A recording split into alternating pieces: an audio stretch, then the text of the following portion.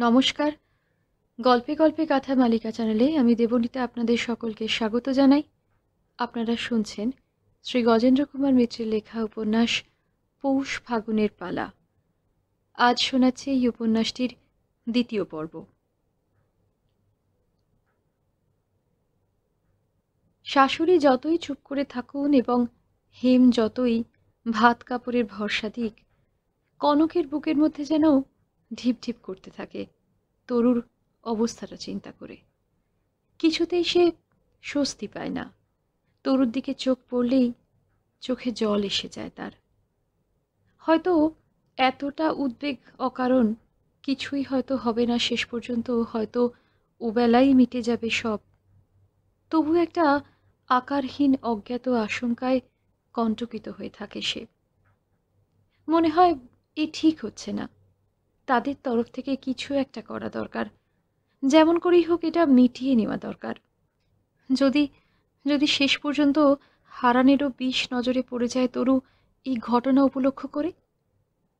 দোষ তরুর নেই সত্যি কথা, কিন্তু পুরুষের মন কি সূক্ষ্ম ন্যায় বিচার ধরে চলে? তা যদি চলতো তবে কনকেরই বা এ অবস্থা হবে কেন? কনকের এতটা উদ্বেগের কারণ যে ওইখানেই। তার নিজের কথা ভেবেই তরুর জন্যে এত দুশ্চিন্তা। আহা, যে পেয়েছে সে সুখী হয়েছে, সে আর না হারায়, সে সুখ থেকে বঞ্চিত না হয়। পোড়া ঘায়ের ক্ষতটা তরুর বুকের ওপর আর কনকের বুকের মধ্যে আজও সমান দপদপ করছে, অথচ তার এই কথা কাউকে বলবার নয়, জানাবার নয়। কাউকে খুলে বলতে পারলেও হয়তো একটু শান্তি পেত সে, কিন্তু কি বলবে? তার এই অদ্ভুত অবস্থা ত্রিশঙ্কুর মতো স্বামীর হৃদয়াকাশে ঝুলে থাকা কে বুঝবে? হয়তো বলবে বাড়াবাড়ি, আদিক্ষেতা, সহানুভূতির পরিবর্তে উপহাসই করবে তারা। কিন্তু শেষ পর্যন্ত তারই দোষ দেবে, বলবে তারই অক্ষমতা, স্বামীর মন সে দখল করতে পারেনি। মেয়ে মানুষের পক্ষে চরম অপমানের কথা এটা। আর সেই কারণেই সে কাউকে বলে না, নিজের বাবা মার কাছেও না। তারা জানেন, বোধহয় সবাই জানে, কনক সুখী, স্বামী সৌভাগ্যবতী। আর বাস্তবে কি, সে যে কি সৌভাগ্যবতী না দুর্ভাগ্যবতী তা সে যে নিজেই বুঝতে পারে না এক এক সময়। কারণ ঠিক স্বামী পরিত্যক্তা বলতে যা বোঝায়, এদেশে মেয়েরা যাকে বলে বর নেয় না, সে অবস্থাও তো তার নয়। স্বামীর ঘরে থাকে, স্বামীর পাশে শোয়, স্বামী তার সমস্ত সুখ স্বাচ্ছন্দ্য সুবিধা দাবি করেন, হাতে হাতে পান জল কাপড় জামা জুগিয়ে দিতে হয়। প্রয়োজন মতো কথাও বলেন সহজেই। রাত্রে শোবার পর কনক পা টিপে দেয়, সেই সেবাটা তিনি অত্যন্ত আরামের সঙ্গেই উপভোগ করেন। কোনো অসৎ ব্যবহারও করে না হেম। এমনিতেই তার মেজাজটা ইদানিং একটু রুক্ষ হয়েছে, সেটা মা বোন সকলের সঙ্গে ব্যবহারেই সমান প্রকাশ পায়। হয়তো কনকের বেলাও তার ব্যতিক্রম ঘটে না। তেমনি অতিরিক্ত রূঢ়তা কিছু প্রকাশ পেয়েছে তার প্রতি, এমন নালিশও কনক করতে পারবে না। এমনকি বহুদিনের ব্যবধানে মধ্যে মধ্যে তাদের দৈহিক মিলনও ঘটে, তবু কনক জানে যে হেম তাকে আজও পর্যন্ত ঠিক স্ত্রী বলে গ্রহণ করতে পারেনি। প্রয়োজনের আসবাব এই পর্যন্ত। তার প্রতি সপ্রেম তো দূরের কথা, সকাম কোনো আসক্তিও বোধ করে না। আর তা জানে বলেই ওই দৈহিক মিলনের দিনগুলো তার পক্ষে আরও বেদনাদায়ক, আরও অপমানকর হয়ে ওঠে। কে জানে কেন তার কেবলই মনে হয় হেম তাকে মুখ পশুর মতো মনে করে, আর সেইভাবেই আচরণ করে। সে দিনগুলোর অপমান ভুলতে তাই কনকের বহুদিন সময় লাগে। অথচ তার দোষ কি সে কিছুতেই বুঝতে পারে না। মোটামুটি তার চেহারা খারাপ নয়, লোকে বলে ভালোই, অন্তত তাই সে শুনে এসেছে চিরকাল। বয়স বরং হেমের তুলনায় মানানসই যা তার চেয়ে অনেকটাই কম। তার বিয়ের সময় এ নিয়ে আত্মীয় মহলে অনেক কথা উঠেছিল, কিন্তু অত বিচার করা সম্ভব ছিল না তার বাবার অনেকগুলি বোনের একটি সে। তার দিদির বিয়েতেই তার বাবা নিঃস্ব হয়ে গিয়েছিলেন। এই যা পাত্র পেয়েছেন তিনি ভাগ্য বলেই মেনে নিয়েছিলেন। তা হোক, কনকের অন্তত সেজন্য কোনো নালিশ ছিল না। বয়স যাই হোক, সে বয়সের ছাপ হেমের মুখে আজও পড়েনি। যথেষ্ট রূপবান সে। বিয়ের পরের দিন দিনের আলোয় বরকে দেখে কনকের মন তৃপ্তিতেই ভরে গিয়েছিল। কিন্তু ফুলশয্যার রাত্রেই তার স্বপ্নভঙ্গ হয়েছিল। বর রান্নাঘরে শুতে চেয়েছিল। সম্ভবত ফুলশয্যা সম্বন্ধে কোনো মোহ বা ভুল ধারণা কনকের না হয় সেজন্যেই। সেদিনটা মা বোন বকাবকি করে ঠেকালেও পরের দিন থেকে আজও সে রান্নাঘরেই শুচ্ছে। স্ত্রীর সঙ্গে এসে কথাও বলেনি দীর্ঘকাল। খুব প্রয়োজন ছাড়া কোনো প্রণয় সম্ভাষণ তো দূরের কথা। ওর বাপের বাড়িতে শিখিয়ে দিয়েছিল স্বামীর পা টিপতে হয়। সেই মতো সব লাজ লজ্জার মাথাকে সে নিজে থেকেই পা টিপতে শুরু করেছিল। কোনো বাধা দেয়নি হেম। কোনো সেবাতেই তার অরুচি নেই। সবই তার প্রাপ্য বলে গ্রহণ করে। অথচ কনকেরও যে কিছু প্রাপ্য থাকতে পারে, তাকেও যে কিছু প্রতিদান দেওয়া উচিত, সেইটে তার মাথাতে ঢোকে না। ও শুনেছে ওর মেজ ননদের মুখে ওদের মাস শাশুড়ির কথা। মেসোমশাই ফুলশয্যার দিন মধ্যে বালিশ রেখে শুয়েছিলেন। জীবনে কখনো গ্রহণ করেনি স্ত্রীকে।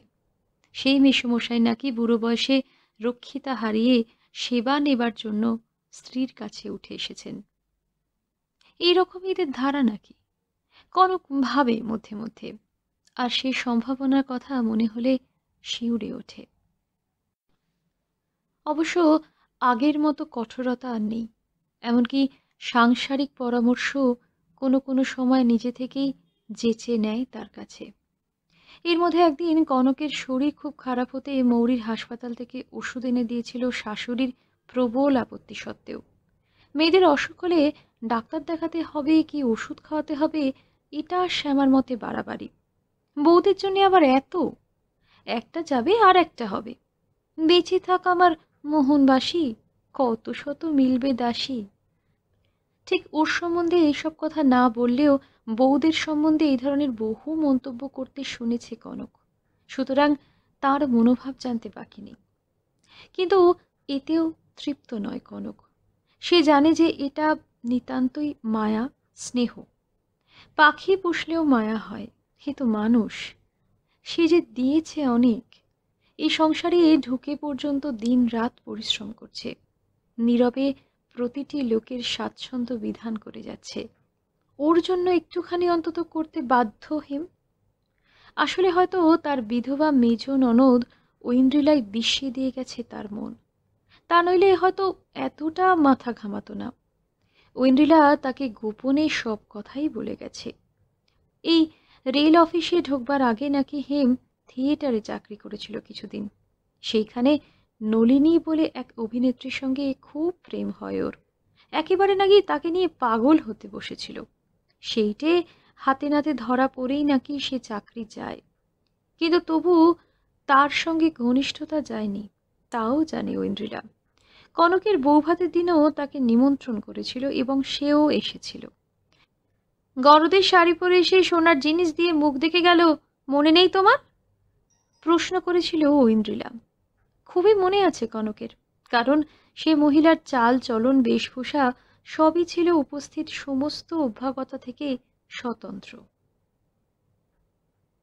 তাকে নিয়ে খুব ব্যস্ত ও বিব্রত ছিল হেম, তাও লক্ষ্য করেছে কনক, ঘাড় হেঁট করে বসে থাকা সত্ত্বেও। আরও মনে আছে এই জন্যে যে তাকে নিয়ে বড় ননদের শ্বশুরবাড়ির মধ্যে বেশ একটা চাপা গুঞ্জন উঠেছিল। মহাশ্বেতার মেজজার হাসি আর মন্তব্যটা কনকের আদৌ ভালো লাগেনি। তখনই কেমন খটকা লেগেছিল। কিন্তু ঐন্দ্রিলা ওইখানেই থামেনি, আরও কিছু বলেছিল কনককে। ঐন্দ্রিলা অদ্ভুত, তাকে দেখলে ভয় করে কনকের। সাক্ষাৎ হুতাসনের মতো জলে ও জ্বালিয়ে বেড়ায় সর্বদা। ওর সম্বন্ধেও যে তার কোনো প্রীতি নেই তাও কনক জানে। আসলে কেউ সুখে আছে এটা সুদূর কল্পনাতে অনুমান করলেও জ্বলে ওঠে সে। সে সুখের মূল শুদ্ধ উৎপাটিত না করা পর্যন্ত যেন তার শান্তি থাকে না। সেজন্যেই এত কথা বলেছিল ওকে ঐন্দ্রিলা, প্রীতিবশত নয়। স্বামী যে তাকে ভালোবাসে এমন অসম্ভব দুরাশা যেন কনক কখনো না পোষণ করে, এইটাই বারবার বোঝাতে চেয়েছিল সে। হেমের মন পড়ে আছে বহু দূরে, উজ্জ্বল জ্যোতিষ্কের দিকে চেয়ে চোখ ধেঁধে আছে তার। পতঙ্গের মতো সেই দিকেই শুধু লক্ষ্য। সামান্য মাটির প্রদীপ কনকের সাধ্য নেই যে সে পতঙ্গকে আকৃষ্ট করে। তার মাস্তুত দাদা গোবিন্দর দ্বিতীয় পক্ষের বউ রানী নাকি সেই জ্যোতিষ্ক। ইদানিং দীর্ঘকাল ধরে তার জন্যই নাকি ঐন্দ্রিলার দাদা পাগল। সে নাকি মহা খেলোয়াড় মেয়ে, ধরাও দেয় না, ছেড়েও দেয় না, শুধু অবিরাম খেলায়। হেমও নাকি বেশি কিছু চায় না, তাকে দেখে তার কথা শুনেই সে মুগ্ধ। সেইটুকু পেলেই খুশি সে, আর সেটুকু পাবার কোনো বাধাও নেই। তাই সে মোহ খুব তাড়াতাড়ি ঘুচবে হেমের, এমন অসম্ভব আশা যেন কনক মনে ঠাঁই না দেয়। রানী দিদিকে দেখেছে কনক, মুগ্ধ হবার মতোই মেয়ে, শুধু রূপেই নয়, রূপসী মেয়ে কনক আরো দু একজনকে দেখেছে, কিন্তু তারা যেন পুতুলের মতো আলতো সন্তর্পণে রেখে রূপ বাঁচাতেই তারা ব্যস্ত। প্রাণহীন অহংকারের পুতুল এক একটি। কিন্তু রানীদি তেমন নয়, কারোর মতোই নয়, সে সম্পূর্ণ স্বতন্ত্র। অত উচ্ছল প্রাণশক্তি আর কারুর মধ্যে দেখেছে বলে কনকের মনে পড়ে না। হাসিতে খুশিতে, কথায় বার্তায়, কাজকর্মে অনন্যা সে। যদি সত্যিই সে চোখ ধাঁধিয়ে দিয়ে থাকে হেমের, তার মন যদি সেখানে বাঁধা পড়ে থাকে, তাহলে কনকের বিশেষ কোনো আশা নেই, তা সেও বোঝে। তাই তার আরও হতাশা, আরও অতৃপ্তি। যেটুকু পায় তাতে মন ওঠে না। ঐন্দ্রিলার দেওয়া বিষ তার ক্রিয়া করেছে মনে। সে কেবলই দেখে স্বামী তার সম্বন্ধে বিদ্বিষ্ট না হন, উদাসীন। তাই অন্তর তার তৃষ্ণার্ত হয়েই থাকে। আর কেবলই মনে হয় বিবাহিতা মেয়েদের সব সুখ সৌভাগ্যের বড় কথা হলো স্বামী সোহাগ। তা থেকে যেন কোনো দুর্ভাগিনী কখনো বঞ্চিত না হয়। যে কখনো পায়নি তার কথা তবু আলাদা, যে একবার পেয়েছে সে তা হারিয়ে বাঁচে কি করে। ঐন্দ্রিলা ওর মহা সর্বনাশ করেছে জেনেও তাই কনক তাকে মার্জনা করে। বোঝে যে এই জ্বালাই তার স্বাভাবিক, তার বিশেষ দোষ নেই, বেচারি। আজ তাই তরুর জন্য ওর এত দুশ্চিন্তা। বেলা 12টা নাগাদ হারানের গলা পাওয়া গেল বাইরে। দাদা আছেন নাকি দাদা? হেম ঘরেই ছিল, অফিস যাওয়া তার হয়নি। সে বেলা উতরে গিয়েছিল, আর বোধহয় যাওয়ার মতো মানসিক অবস্থাও ছিল না। সেই সময় কনক তরুকে ঠেলে ঘাটে পাঠাবার পর সে যা কটা কথা বলেছিল হেম, তারপরেই আবার ঘরে এসে শুয়ে পড়েছিল, আর ওঠেওনি, কথাও বলেনি কারোর সঙ্গে। স্নানাহারের তো প্রশ্নই ওঠে না। শ্যামা অবশ্য বসে নেই, তার অভ্যস্ত কাজ ঠিকই করে যাচ্ছেন, কিন্তু সে কতকটা কলের পুতুলের মতো, তারও যে বেলার দিকে নজর আছে তা মনে হয় না। ভোরে রান্না বাদে সাধারণ গৃহস্থর যা রান্না কনকই করে। আজ যতটা সম্ভব সংক্ষেপে সে পর্ব শেষ করে তরুকে ধরে একরকম জোর করেই একগাল ভাত খাইয়ে দিয়েছে। তারপর থেকে সেও চুপ করে বসে আছে দাওয়ায়। হেমের এই অবস্থায় স্নান করতে যাওয়ার কথা স্মরণ করিয়ে দেওয়া উচিত হবে কিনা তাও বুঝতে পারছে না সে। হয়তো মারই একসময় খেয়াল হবে, তিনিই বলবেন, অথবা শেষ পর্যন্ত হেমেই উঠবে। কনকেরও সমস্ত মনটা ভারী হয়ে আছে, এদিকে বিশেষ তাগিদ নেই, তাই চুপ করে অপেক্ষাই করছে সে ঘটনার গতি স্বাভাবিকভাবে আবর্তিত হবার। হারানের গলা পেয়ে সেই ছুটে বাইরে এলো। ঠাকুর জামাই যে, কি ভাগ্যি, আসুন আসুন, ভেতরে আসুন, অমন পরের মতন বাইরে থেকে ডাকছেন কেন? কনকই যে আগে বেরিয়ে আসবে তা বোধহয় ভাবেনি হারান। সে একটু থতমত খেয়ে গেল। কোনো মতে কাষ্ঠ হাসি হেসে বললে, আর বৌদি, ব্যাপার গতিকে পরই হতে বসেছি। তারপরেই আবার গম্ভীর হয়ে বললে, আমি আর এখন ভেতরে যাব না। আপনি দয়া করে আপনার ছোট ননদকে বলুন যে কেলেঙ্কারি যা হবার তা তো চরমই হলো, বাকি তো কিছু রইল না। এখন তার যদি সে ঘর করবার ইচ্ছে থাকে তাহলে এখনই এ দণ্ডে আমার সঙ্গে যেতে হবে, নইলে সে মুখো যেন আর কখনো না হয়। ছি ছি, কী সব বলছেন ঠাকুর জামাই, বেশ তো, তাই না হয় হলো, তা একটু ভেতরে আসতে দোষ কি? জামাই মানুষ, বাইরে দাঁড়িয়ে এমন করে ভর দুপুরবেলা। চলুন চলুন, যা বলবার আপনিই বলুন না তাকে। আমরা কেন আর নিমিত্তের ভোগী হই? না না, ওসব আদর আপ্যায়ন এখন থাক। ওসব আমার এখন ভালো লাগছে না। আপিস কামাই হলো মিচিমিচি, আবার এই ঠেকো রোদ্দুরে এতটা পথ যেতে হবে। তাই তো বলছিলুম, নিয়ে খেয়ে বেলা পড়লেই না হয় যাবেন। আপিস তো গেলই, শুধু শুধু এখনই ছুটে লাভ কি? আসুন আসুন, একটা কথা রাখুন। আমি আপনার গুরুজন হই, তাই কুটুম, আমার কথা রাখতে হয়। বোধহয় চক্ষু লজ্জা এড়াবার জন্যেই একেবারে ওর দিকে পিছন ফিরে দাঁড়ালো হারান। তারপর একটু চেষ্টাকৃত কর্কশ কণ্ঠেই বলল, মাপ করবেন বৌদি, যদি ছোট হয়ে বড় কথা বলে ফেলি। কুটুম কিসের? বইয়ের সম্পর্কেই তো। এ কুটুম বিদেশে আমার আর রুচি নেই। আপনি দয়া করে ওকে গিয়ে বলুন, আমি ঠিক ঘড়ি ধরে আর 5 মিনিট এখানে দাঁড়িয়ে থাকবো। এর মধ্যে যদি আসতে পারে আর সেখানে থাকতে চায় তবে আসবে, নইলে এই শেষ। ওর ভাবভঙ্গি দেখে এই উদ্বেগের মধ্যেই হাসি পেয়ে গেল কনকের, যেন যাত্রার দলের সেনাপতি। মনে পড়ল হারানের থিয়েটার করা খুব শখ, পাড়া ক্লাবে খুব নাকি নামও ওর। হাসি পেল বলেই বোধহয় অপমানটা গায়ে লাগলো না। সে আরও কি বলতে যাচ্ছিল, হয়তো হাতটাই ধরতো শেষ পর্যন্ত, কিন্তু তার আগেই হেম বেরিয়ে এলো। একটা দুসুতির থান ছেঁড়া জড়িয়ে শোয়ে সে রাত্রে, অফিস থেকে নিয়ে আসা। সেই অবস্থাতেই এসে দাঁড়ালো ভগ্নিপতির সামনে। 5 মিনিটও তোমার থাকবার দরকার নেই, তুমি এখনই পথ দেখতে পারো। কি করতে যাবে আমার বোন সেখানে আবার শুনি? খুন হতে? শেষ করেই তো এনেছিলে দুজনে মিলে। এখনো যেটুকু প্রাণ ধুকফুক করছে কণ্ঠার কাছে, সেটুকুও না নিঃশেষ করতে পারলে বুঝি তোমাদের দিদি নাতির মনস্কামনা পূর্ণ হচ্ছে না?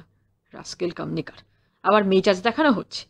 তোমাদের পুলিশে দিতে পারি জানো, তোমাকে আর তোমার ওই ডাইনি ঠাকুমাকে। আর তাই দেওয়াই উচিত, নইলে আরও কার কি সর্বনাশ করবে তার ঠিক কি? তুমিও যেমন ওই রাস্কেলকে আবার মিষ্টি কথায় ঘরে ডাকছো। হারান হেমের উগ্রমূর্তিতে কেমন যেন একটু নরম হয়ে এসেছিল গোড়ার দিকটায়, কিন্তু দুবার রাস্কেল শুনে তার মুখও অগ্নিবর্ণ ধারণ করল। সে বলল, বেশ তো, তাই দিন না, দেখি কত মুরদ। থানা পুলিশ আমরাও করতে জানি, সে কোমরের জোর আমাদের আছে। যা ঢ্যাঁটা আপনার বোন, বাড়িতে ঠাকুমা দিদিমা থাকলে অমন একটু আধটু শাসন করে। তার জন্য কোন ভদ্রলোকের মেয়ে ভাতের ওপর ঠ্যাকার করে না খেয়ে পড়ে থেকে এমন হুট করে একা একা চলে আসে তাই শুনি? এ তো কুলোত্যাগ করা। আর কেউ হলে ঘরে নেবার নাম করতো না। পাড়া ঘরে শুনলে বলবে কি? আর শুনতেই কি বাকি আছে? কেলেঙ্কারি যে মুখ দেখাতে পারবো না আমরা। তবু তো ঠাকমার অনেক সহ্য, বললেন যা হবার হয়ে গেছে, এবারের মতো মাপ কর, ওকে নিয়ে আয়। ঠাকমা এখনো এ বাড়িকে চেনে নি তো? বেশ, থাক না আপনার বোন এখানে, চিরদিনই পুষুন, হয়তো কাজেও লাগাতে পারবেন। কিন্তু মনে থাকে যেন সে দরজা চিরদিনের মতো বন্ধ হলো। এই শ্বশুর বাড়িতে লাথি মেরে আমি চলে যাচ্ছি। সে হনহন করে বেরিয়ে গেল। হেম প্রলয়ঙ্কর মূর্তি ধরে পিছু পিছু ছুটে যাচ্ছিল, বোধ করে গিয়ে গলা টিপেই ধরত। কনক সব লাজ লজ্জা ভুলে পিছন থেকে প্রাণপণে জড়িয়ে ধরল। করছো কি? হাজার হোক ও জামাই, একদিন হাঁটু ধরে ওর হাতে বোনকে তুলে দিয়েছ। ও শত অপমান করলেও আমাদের সয়ে যেতে হয়। বোনের কথাটাও ভাবো, ওর যে সারা জীবনে এখনো সামনে পড়ে। অগত্যা হেম নিরস্ত হলো। ততক্ষণে হারানো ওদের বাগান পেরিয়ে একেবারে বাইরে রাস্তাতে গিয়ে পড়েছে। ছুটে যাওয়া আর সম্ভব নয়, কিন্তু ইতিমধ্যে ততক্ষণে অশ্রুমুখী তরু বেরিয়ে এসেছে। আমি যাই বৌদি, আমার অদৃষ্টে যা আছে হবে। যদি আর দেখা না হয়, দোষঘাট যা করেছি মাফ করো। কিন্তু সে আর এগোবার আগেই হেম তার একখানা হাত চেপে ধরল। খবরদার, এক পা বাড়ালে কেটে দুটুকরো করে পগারে ফেলে দেব। তারপর আমার অদৃষ্টে যা আছে হবে। কত বড় ছোট লোক, শ্বশুর বাড়িতে লাথি মেরে চলে গেল, আর তুই এ বাড়ির মেয়ে হয়ে সেখানে যাবি শেষে ঘর করতে। আবার বলে কিনা কাজেও লাগাতে পারেন। আমি ওদের মতো বোনকে দিয়ে রোজগার করাই কিনা? হত ছোট লোকের ঝাড়। থাক তুই, মনে করবো তুইও খেদির মতো বিধবা হয়ে এসেছিস। এসব ঘটনা যখন ঘটে তখন ঐন্দ্রিলা এখানে ছিল না। এমন প্রায়ই থাকে না সে আজকাল। বিধবা হবার পর সর্বশান্ত হয়ে যখন চলে আসে, তখন আর কোনোদিন শ্বশুর বাড়ি সে যাবে না, এই প্রতিজ্ঞা করেই এসেছিল। আর যাবার কথাও নয়, কারণ তার শাশুড়ি সে সময় যে চরম দুর্ব্যবহার করেছিলেন তা ক্ষমার অযোগ্য। অবশ্য তার তরফ থেকে সে দুর্ব্যবহারের একটা কৈফিয়ত ছিল। তার বিশ্বাস তার স্বামী এবং পুত্রের অকাল মৃত্যুর জন্য ঐন্দ্রিলাই দায়ী। ওরই বিষ নিঃশ্বাসে তার সোনার সংসার শুকিয়ে গেল। এই বিশ্বাস তিনি চেপে রাখারও চেষ্টা করেননি। হেমকেও সে কথা শুনিয়ে দিয়েছিলেন। প্রতিজ্ঞা যাই করুক, কিছুদিন এখানে থাকার পর এখানটা অসহ্য হয়ে উঠল যখন, তখন চরম একটা রাগারাগি করে সেই শ্বশুর বাড়িতেই আবার গিয়ে উঠল ঐন্দ্রিলা। ভাগ্যক্রমে তাদেরও সেটা খুব দুঃসময় চলছে। ওর শাশুড়ি শয্যাগত, যা পোয়াতি, ননদের অসুখ, কে কার মুখে জল দেয় তার ঠিক নেই। সুতরাং তারাও বেঁচে গেল ওকে এমন অপ্রত্যাশিতভাবে পেয়ে। সাদর অভ্যর্থনা ও সস্নেহ আচরণের কোনো অভাব ঘটল না। এমনকি ওর শাশুড়ির মুখ থেকেও অভাবনীয় মিষ্টি বাক্য বেরোতে লাগলো। কিন্তু যে মেয়ে বাপের বাড়িতে বনিয়ে চলতে পারেনি, সে শ্বশুর বাড়িতে বনিয়ে চলবে, এটা সম্ভব নয়। একদা সেখানেও অশান্তি চরমে উঠল। তাছাড়া তাদেরও প্রয়োজন ফুরিয়েছে। তখন তাদের মনের আসল চেহারাটা বেরিয়ে পড়েছে। অগত্যা আবারও এখানে এসে উঠতে হলো। সে সময় উপলক্ষ জুটে গিয়েছিল একটা। ফিরে আসাটা খুব বেমানান হয়নি। তারপর থেকেই এই চলেছে। যখন আসে তখন ভালো মানুষ, তারপরও 2-3 মাস বেশ থাকে। মেজাজ ভালো থাকলে রান্নাবান্নাও করে, তাও না থাকলে কাপড় জামা বিছানার চাদর যেখানে যা আছে একরাশ খাড় ফুটিয়ে দমাদম কাচতে বসে, কিংবা বাগানের তদবির করে বেড়ায়। মুখের উগ্রতা তখনও প্রকাশ পায়, তবে সেটা মারাত্মক নয়। কিন্তু কোনো মতে মাস 3 কাটলেই আবার অসহ্য হয়ে ওঠে ওরও, এদেরও। আবার একদিন কোনো একটা তুচ্ছ হাস্যকর রকমের উপলক্ষ ধরে প্রচণ্ড কলহ সৃষ্টি করে, এবং সে কলহ চরমেই উঠে আবারও মেয়ের হাত ধরে বেরিয়ে যায়। এখান থেকে শ্বশুর বাড়িতেই যায় সে সাধারণত। সোজা গিয়ে উঠলে তারাও ঠিক বাধা দিতে পারে না। একসময় ওকে বড়ই প্রয়োজনে লেগেছিল, আবারও হয়তো লাগতে পারে ভেবে, অথবা চক্ষু লজ্জায় তারাও আশ্রয় দিতে বাধ্য হয়। সম্পত্তিতে অধিকার থাক বা না থাক, বাড়ির বউ এবং নাতনি 2-4 দিনের জন্য আশ্রয় না দিলে পাড়া ঘরে মুখ দেখানো কঠিন হয়ে উঠবে। কিন্তু সেখানেও সেই মাস 2-3 বড়জোর। তারপরই আবার একটা বড় রকমের ঝগড়া, সাপ সাপান্ত গালিগালাজ, কাঁদতে কাঁদতে মেয়ের হাত ধরে বেরিয়ে আসা। সেই পুরাতন নাটকের পুনরাভিনয়। এই চলছে দীর্ঘকাল। ঈষৎ পরিবর্তন হয় মধ্যে মধ্যে অবশ্য, যখন কোনো এক আকস্মিক কারণে অল্পকালের মধ্যেই কোথাও প্রবল ঝগড়া হয়ে যায়। তখন মধ্যে মধ্যে কলকাতাতে বড় মাসিমার কাছেও ওঠে, তবে সেখানে স্থান কম, অসুবিধাও ঢের। সুতরাং খুব বিপাকে না পড়লে সেখানে যায় না। তরু যেদিন আসে সেদিন ঐন্দ্রিলা শ্বশুরবাড়িতেই ছিল। সংবাদটা পেতে তার একদিনের বেশি দেরি হয়নি। এসব সংবাদ ছড়িয়ে পড়তে কখনোই খুব দেরি হয় না। এক্ষেত্রে হারানদের পাড়ার লোকেরা বহুদিন পরে পরিবেশন করার মতো এমন মুখরোচক সংবাদ পেয়ে দুবার বউ পালানোর খবরটা মুখরোচক তো বটেই, উপযুক্ত উৎসাহের সঙ্গেই তা প্রচার করেছে। ঐন্দ্রিলাও খবর পেয়েই চলে এলো এখানে। বিধবা হওয়ার পর এই প্রথম বোধহয় রাগারাগি না করে এলো সেখান থেকে। সেটা বিকেলবেলা। তরু বিষণ্ণভাবে বড় ঘরের সামনের সিঁড়িটাতে বসেছিল চুপ করে। ঐন্দ্রিলাকে দেখে তার মাথাটা আরো হেঁট হয়ে গেল। সম্ভবত দাদার কথাটা মনে করেই। দুবার ইঙ্গিত করেছে হেম। ইঙ্গিত কেন, স্পষ্টই বলেছে কথাটা। বিশ্রী তুলনা, দারুণ মর্মঘাতী শব্দ। হে ঈশ্বর, তেমন সর্বনাশ যেন কখনো না হয়। যা করেছে করেছে, তবু সে বেঁচে থাক, সুস্থ থাক।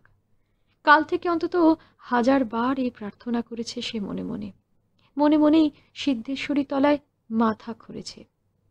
আজ এখন ঐন্দ্রিলাকে দেখে সেই কথাটাই মনে পড়ল আবার। শিউরে উঠল সে সঙ্গে সঙ্গেই। হে ঈশ্বর, এই হুতাশন হয়ে বেঁচে থাকা। অতি বড় শত্রুরও যেন এমন অবস্থা না হয়। ওই বুড়িও বোধহয় এই অবস্থারই পরিণতি। হে ভগবান, আবারও শিউরে উঠল সে।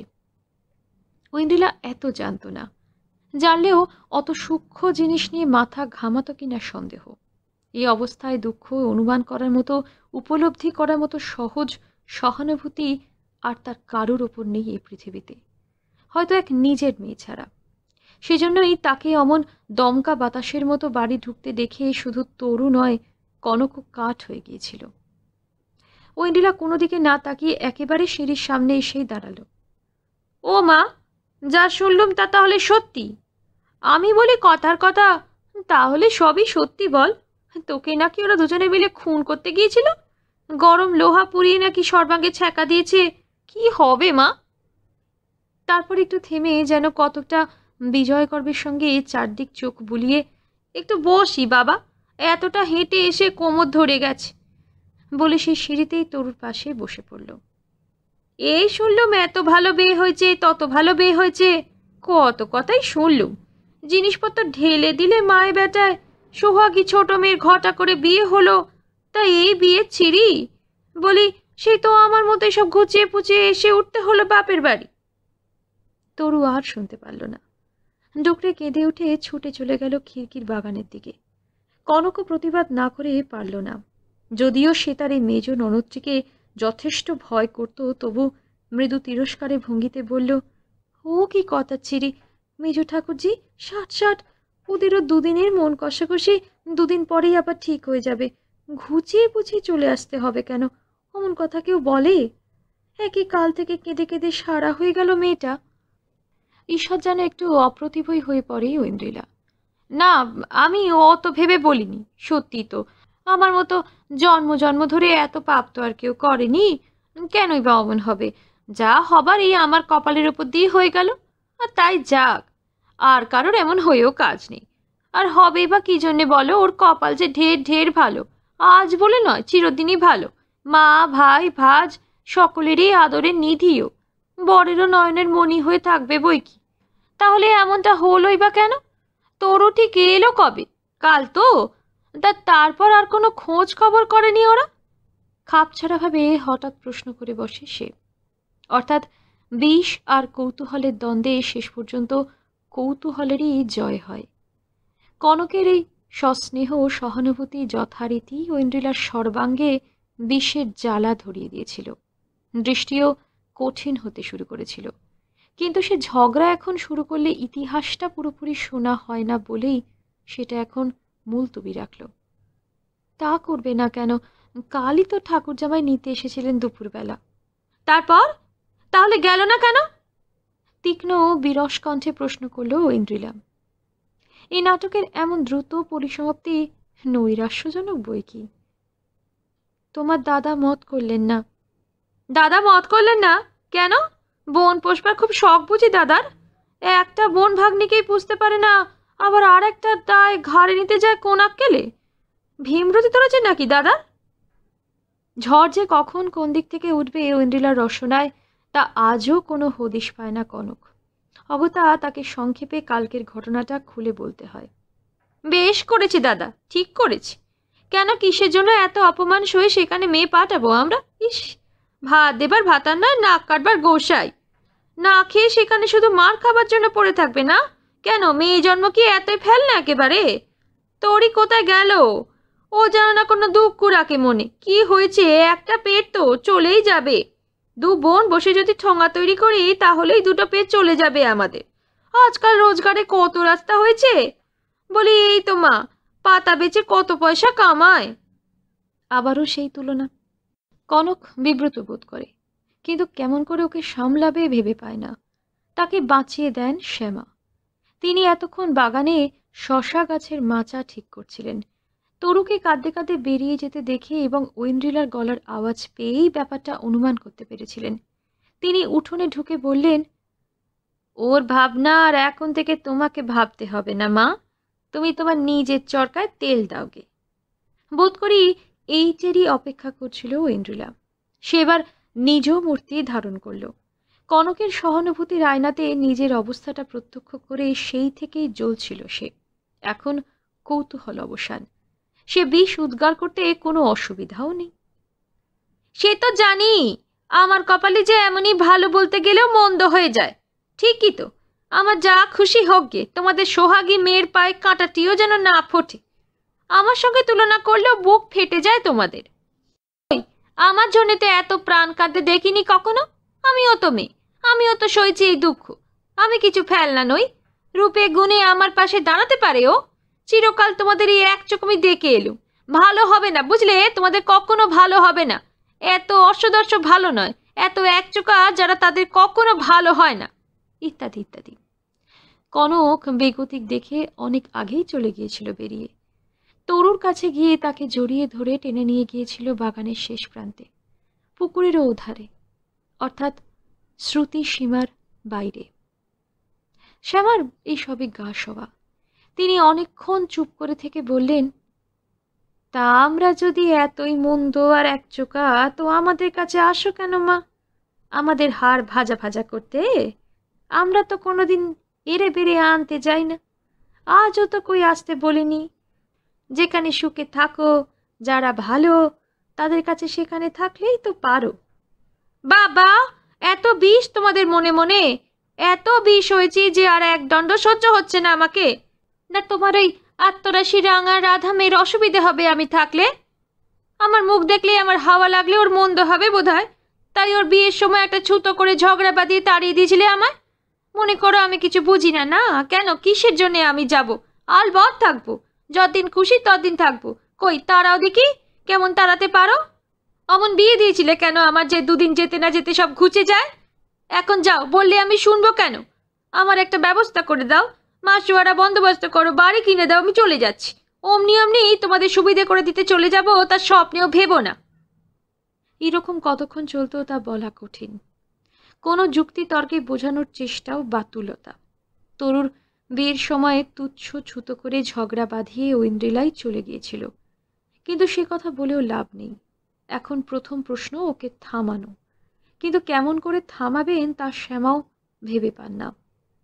যতটা অপ্রীতি আরও ঘটাতে পারলে ও আবার রাগ করে ঝগড়া করে চলে যায়, ঠিক ততটা এই সন্ধ্যাবেলা করতে ইচ্ছাও করে না। বিশেষত কাল থেকে তার মনটা অত্যধিক দমে গেছে। এমন কখনো হয়নি এর আগে। হয়তো এটা বয়স বারবারই লক্ষণ। তাছাড়া ভর সন্ধ্যাবেলায় কিছি কিছি ঝগড়া ঘোর অলক্ষণ। ভদ্রলোকের বাড়ির পক্ষে বেমানান তো বটেই, অনেক হয়েছেও তার জীবনে। আর কোনো অলক্ষণ ঘটতে দিতে সাহস হয় না তার। কিন্তু বিপদ হয়েছে এই যে, এখন মিষ্টি কথা বলতে গেলেও ও শান্ত হবে না, তার মধ্যে কোনো মতলব খুঁজে বার করে আরও চেঁচাতে থাকবে। পেয়েও বসবে খানিকটা। প্রমাদ গুনছেন শ্যামা, এমন সময় এক অঘটন ঘটল। সহসা হেম এসে পড়ল। অঘটনই বলতে হবে, কারণ কোনোদিনই এত সকাল সকাল সে বাড়ি ফেরে না। সম্ভবত কালকের ঘটনার জের তার মনকেও ভারী করে রেখেছিল, তাই অফিসের ছুটির পর সোজা বাড়ি চলে এসেছে।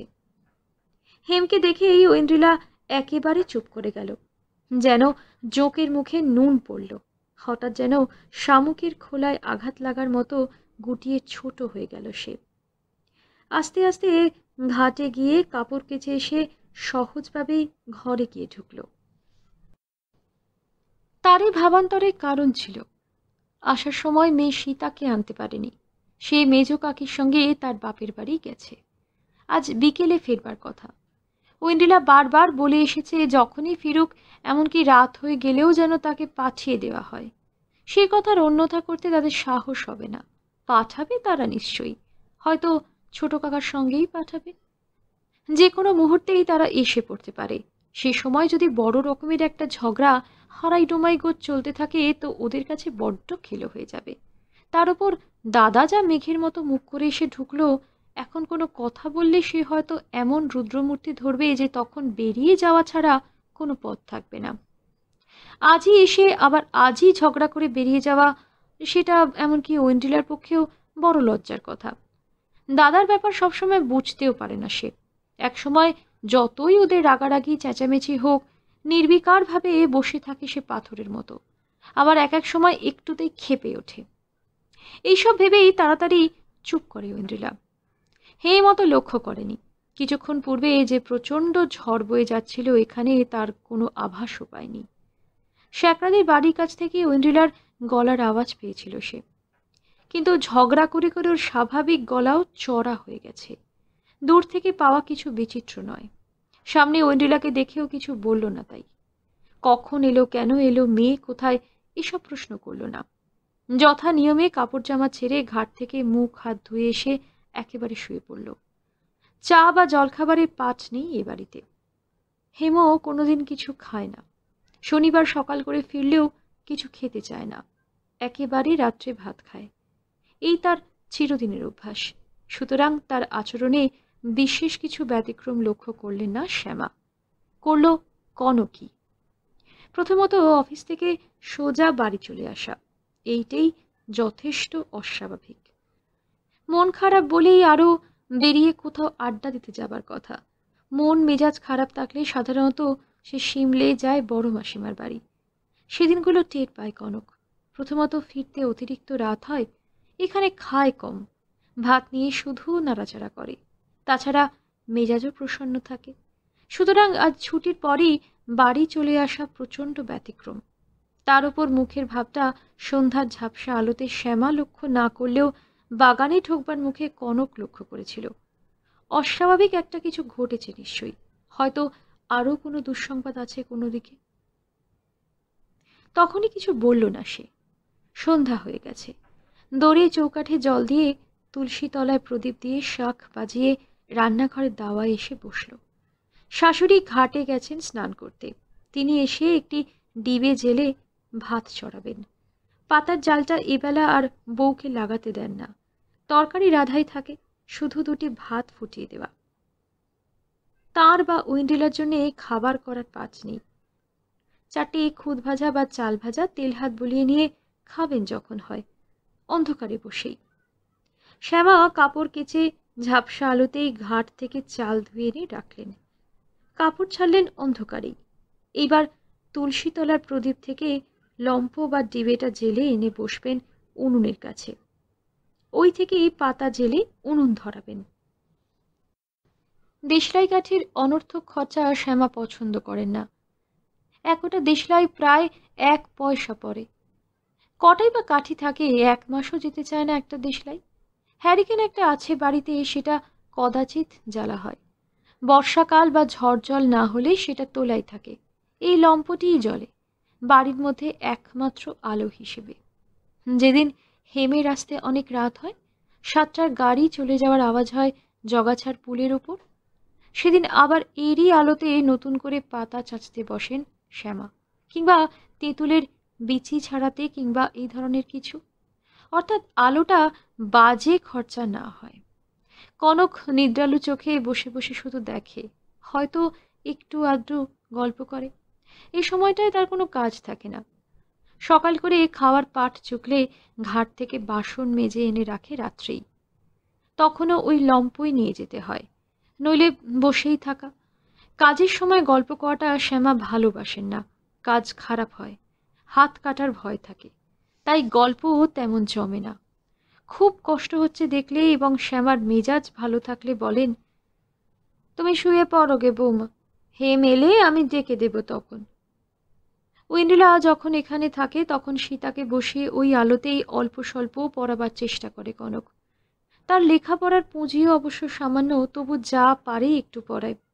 আসলে একটা কাজ নিয়ে থাকা, নইলে শুধু শুধু বসে থাকলেই রাজ্যের চিন্তা এসে মাথায় ঢোকে, বাজে চিন্তা।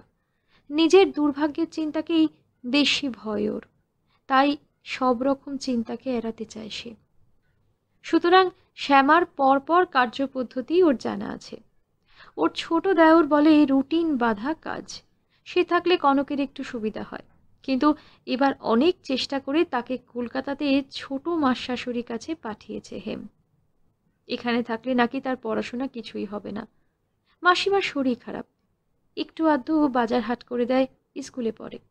হেম গোপনে 5 টাকা করে দেয় সেখানে, সেটা শ্যামা জানেন না, জানলে প্রলয় কাণ্ড হবে। নগদ টাকা দিয়ে ছেলে পড়ানোর পক্ষপাতী তিনি নন। শ্যামা লম্পটা নিয়ে তুলসীতলায় আসতেই কনক কাছে এগিয়ে গেল। আস্তে ডাকল, মা। কেন গা বৌমা? উদ্বিগ্ন হয়ে জিজ্ঞাসা করেন শ্যামা। প্রদীপের সেই সামান্য আলোতেই ওর মুখখানা ঠাউর করার চেষ্টা করেন। ডাকবার ধরনেই বুঝতে পারেন যে কোনো জরুরি বক্তব্য আছে তার। না, তেমন কিছু নয়, তাড়াতাড়ি তাকে আশ্বস্ত করার চেষ্টা করে সে। বলছিলাম যে মানে ওর মুখের চেহারাটা আমার তো ভালো লাগছে না। কিছু একটা হয়েছে বলে মনে হচ্ছে। একবার জিজ্ঞাসা করুন না, ঠাকুর জামাইদের কোনো খবর টবর আছে কিনা। শ্যামা চুপ করে যান। তার ছেলের খবর বউয়ের কাছ থেকে শোনাটা খুব রুচিকর নয়। হয়তো ঠাকুর জামাই সংক্রান্ত প্রশ্নটা মধ্যে থাকাতেই সামলে নিলেন। একটুখানি চুপ করে থেকেই শুধু বললেন, তা তুমি জিজ্ঞেস করো না বৌমা। না না, তাছাড়া আমাকে উনি বলবেনও না তেমন কোনো কথা হলে। এবার একটু খুশি হন শ্যামা, আশ্বস্তও হন। তাড়াতাড়ি লম্ফটা জ্বালিয়ে এনে ঘরে ঢোকেন। হ্যাঁ রে, অমন করে এসে শুয়ে পড়লি কেন রে? শরীরটা খারাপ করছে নাকি? না, সংক্ষেপে জবাব দিল হেম। দেওয়ালের দিকে মুখ করে শুয়েছিল, তেমনই রইল, এপাশও ফিরল না। এরপর আর কথা বাড়ানো উচিত নয়। ছেলের আজকাল বড় মেজাজ হয়েছে, কি বলতে কি বলে বসবে হয়তো। তবুও ইতস্তত করেন শ্যামা। এবার তিনিও বুঝতে পারেন যে ছেলের মন খারাপ হবার কোনো বিশেষ কারণ ঘটেছে। অনেকক্ষণ চুপ করে দাঁড়িয়ে থেকে সামান্য একটু কেশে গলার আওয়াজ করে বলেন, তা হ্যাঁ রে, ওদের কোনো খবর টবর পাসনি? মানে নিব্রের? ছিলেকাটা ধনুকের মতো লাফিয়ে সোজা হয়ে বসে হেম। খবরদার বলছি, এবারে কেউ যেন সে ছোট লোকদের নাম না নেয়। ওদের নাম যে করবে তার সঙ্গে আমার কোনো সম্পর্ক থাকবে না বলে দিলুম। এখনই আর কোনো কথা বলা সম্ভব নয়। শ্যামাও চুপ করে থাকেন। হঠাৎ যেন তার মনে হয় নরেনকে দেখছেন বা তার কথাগুলো শুনছেন। এই দুশ্চিন্তার মধ্যেও কেমন ভয় হয় তার। ছেলে কালক্রমে বাপের স্বভাবই প্রাপ্ত হবে না তো? চুপ করে থাকে সকলেই। শ্যামার পিছু পিছু কনকও এসে দাঁড়িয়েছিল চৌকাঠের বাইরে। সে যেন নিঃশ্বাস পর্যন্ত বন্ধ করে কাঠ হয়ে দাঁড়িয়ে থাকে। নিথর নিষ্পন্দ হয়ে যায় যেন আবহাওয়াটাও। শুধু শ্যামার হাতে ধরা লম্ফর শিখাটা অল্প অল্প কাঁপতে থাকে তার নিঃশ্বাসের সঙ্গে সঙ্গে। আর তাতেই হেমের ছায়াটাও একটু একটু কাঁপে পিছনের দেওয়ালে। কিন্তু হেমি চুপ করে থাকতে পারে না বেশিক্ষণ। সে নিজেই ওদের প্রসঙ্গ তোলে এবার। ছোট লোকটা কি করেছে জানো? এখান থেকে গিয়ে সোজা সেই প্রথম পক্ষে শ্বশুর বাড়ি উঠেছে। তাদের হাতে পায়ে ধরে সেই বউকে নিয়ে এসেছে আবার। কি সর্বনাশ! শ্যামা ও কনক দুজনের কণ্ঠ থেকেই একসঙ্গে বেরিয়ে আসে কথাটা, চাপা অস্ফুট একটা দীর্ঘ নিঃশ্বাসের মতো। হ্যাঁ, সকালে উঠেও ঠাকুমা নাকি খুব চেঁচামেচি করেছিল। আমি আবার হারানের বিয়ে দেবো, 7 দিনের মধ্যে যদি আর একটা বউ না আনতে পারি তো আমার নাম নেই, এইসব। তাতে নাকি ওর পাড়ার কেউ কেউ এসে ছোট লোকটাকে ডেকে বলেছে যে ওসব মতলব করলে আমরা এবার পুলিশে গিয়ে খবর দেব যে তোমাদের এই ব্যবসা, দুজনে মিলে বউ খুন করে নতুন নতুন বউ আনো, তার গয়নাগাটি মারবে বলে। তাতেই নাকি ভয় পেয়ে ও এখানে এসেছিল। দিদি নাতিতে কিছু মতলব এঁটে এসেছিল বোধহয়। এখান থেকে তারা খেয়ে শটান সেখানে চলে গেছে। তা তারা আবার পাঠালে? আড়ষ্ট কণ্ঠে কোনো মতে প্রশ্ন ফোটে। পাঠাবে না কেন? তারা কড়া করিয়ে হারানকে দিয়ে লিখিয়ে নিয়েছে যে ওর সঙ্গে দিদি শাশুড়ি কোনো সম্পর্ক থাকবে না, রান্না খাওয়া পর্যন্ত আলাদা করতে হবে। জেদ বই তো নয়, জেদ বজায় রাখতে সবেতেই রাজি হয়েছে। তাতেই তো ভালো হলো। তা তোকে কে বললে? এখনো যেন আড়ষ্টতা কাটেনি শ্যামার। বিহ্বলভাবে কতকটা কাঠের পুতুলের মতোই প্রশ্ন করে যাচ্ছেন শুধু। ওদের পাড়ার নাড়ু চক্রবর্তী আছে না, ওদেরই কীরকম হয় সম্পর্কে। তার ছেলে আমাদের অফিসে ঢুকেছে, আজ মাস কতক হলো। তার মুখেই শুনলুম। আবার বলেছে কি না। কথাটা শেষ হলো না, তার আগেই কি একটা ভারী জিনিস পড়ার আওয়াজ হলো বাইরে। কে যেন পড়ে গেল। তরু কখন নিঃশব্দে পিছনে এসে দাঁড়িয়েছিল তা কনকও টের পায়নি। এখন চমকে পিছন ফিরে অন্ধকারেই বুঝতে পারল। মা, শিগগির একবার আলোটা আনুন তো, ঠাকুরজির ফিট হয়েছে বোধহয়। চেঁচিয়ে উঠল কনক। উধার থেকে অন্ধকারেই ঐন্দ্রিলার কণ্ঠ ভেসে এলো। সে অর্ধ স্বগতোক্তি করছে। এখনই মুচ্চ গেলি? এরপর কি করবি? এই তো কলি সন্ধে এলো, কত মুচ্চ যাবি এরপর? কত কল্লাই জানে বাবা আজকালকার মেয়েরা। এই ঘটনার পর থেকে তরু যেন কেমন হয়ে গেল। কথা সে চিরদিনই কম বলে, সেদিক দিয়ে তার স্বভাব মহাশ্বেতা ও ঐন্দ্রিলার বিপরীতই বলা যায়। কিন্তু এখন যেন একেবারেই কথা ছেড়ে দিল সে। কেউ কথা কইলে উত্তর দেয় না, দু তিনবার পর পর কোনো প্রশ্ন করলে কিংবা বকাবকি করলে অতি সংক্ষিপ্ত উত্তর দেয়, হ্যাঁ কিংবা না, এর বেশি নয়। তাও ঘাড় নেড়ে কাজ সারা সম্ভব হলে তাই নাড়ে। চুপচাপ বসে থাকে অধিকাংশ সময় ঘরের জানলায়, বাইরের দিকে বা বাগানের দিকে জানলায় নয়, উঠোনের দিকে জানলায় বসে এক দৃষ্টে কাঁঠাল চারাটার দিকে চেয়ে থাকে। দিনে রাতে সব সময়। কেউ এসে জোর করে টেনে নিয়ে গেলে স্নান করে খায়, তা না হলে তাও করতে চায় না। সারা দিন খেতে না দিলেও কোনো কথা বলে না বা খেতে চায় না। কনকই এসবগুলো করে। সেই জোর করে নিজের সঙ্গে ঘাটে নিয়ে যায়, জোর করে গিয়ে ভাতের সামনে বসিয়ে দেয়। তাও প্রথম প্রথম ঠিক গোনা দুগ্রাস খেয়েই উঠে পড়ত। কনক ছেলেটার কথা স্মরণ করাতো। পেটে যেটা আছে তার কথাটা তো একটু ভাবো ঠাকুরজি, ওটাকে বাঁচাতে হবে তো, ওটা তো তোমার নিজস্ব, তাতে তো কেউ ভাগ বসাতে পারবে না, তার কথাটা ভাবছো না কেন? বলাতে এখন খায় কিছু, তাও যা প্রথম দেওয়া হয় তাই খায়, আর চায়ও না, দিতে এলেও নেয় না। হাসি খুশি তো দূরের কথা, যদি একটু কাঁদত তাহলেও শ্যামা কতকটা স্বস্তি পেতেন। পোড়া মেয়ের চোখে কি জলও থাকতে নেই এক ফোঁটা? কি হবে বৌমা, মেয়েটা শেষ পর্যন্ত পাগল হয়ে যাবে নাকি? কোনো মতে ওকে একটু কাঁদাতে পারো না মা? সে চেষ্টা অনেক করেছে কনক, কোনো ফল হয়নি। ওর ভেতর বার সবটা স্তম্ভিত হয়ে গেছে বোধহয়, কোনো কিছুরই বোধ শক্তি আর নেই। চোখের জলের উৎস বুঝে গেছে শুকিয়ে। দুঃখের বহিঃপ্রকাশের মধ্যে আছে শুধু মূর্ছা রোগটা। সেদিনের পর থেকে ওটা থেকেই গেছে। দুদিন তিন দিন অন্তরই মধ্যে মধ্যে ফিট হয়। মহাশ্বেতা বলে, ওর ওপর বাবু আমি নিশ্চয়ই বলতে পারি কোনো অন্যি দেবতার ভর হয়েছে, এ একেবারে স্পষ্ট লক্ষণ। এ আমি ভালো বুঝছি না। ঝাড়ফুঁকের ব্যবস্থা করাও তোমরা, বলো তো মাকড়দার একজন ভালো গুণী নাচে শুনেছি, তার খবর করি। খুব বেশি ন্যায়ও না শুনেছি, সে এবার আমার বড় ননদের ভাসুর্যের অমনি হয়েছিল। বিরক্ত হয়ে শ্যামা থামিয়ে দেন ওকে। তুই চুপ কর তো, তোর সব তাইতে বক্তিমি আমার ভালো লাগে না। অন্যি দেবতার ভর হয়েছে, সে হয়ে থাকলে তোর মাথাতে হয়েছে, গুণিন তুই দেখাগে যা। মহাশ্বেতা ঐন্দ্রিলা নয়, সে ঝগড়া করতে পারে না, ম্লান মুখে চুপ করে থাকে।